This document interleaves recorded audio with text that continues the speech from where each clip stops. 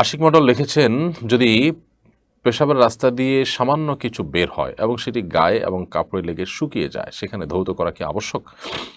পেশাবের রাস্তা দিয়ে যদি পেশাবের সামান্য ছিটা বা অন্য কোনো কিছু বের হয় এবং গায়ে এবং কাপড়ে লেগে যায়, তাহলে যে জায়গা লেগেছে সেটি পবিত্র করতে হবে। আর যদি লাগার যাওয়ার পর সেটা শুকিয়ে যায়, তাহলে তারপরও যে জায়গা লেগেছে আমি যদি এটা চিহ্নিত করতে পারি, জায়গাকে ধুয়ে ফেলবো। আর যদি চিহ্নিত করা না যায়, হারিয়ে যায়, তাহলে সেটা পরিমাণে যদি অনেক কম হয় না ধুলেও চলবে, নামাজ পড়া যাবে। আর যদি পরিমাণে বেশি হয় তাহলে সেটি ধোয়া দরকার, ধুতে হবে।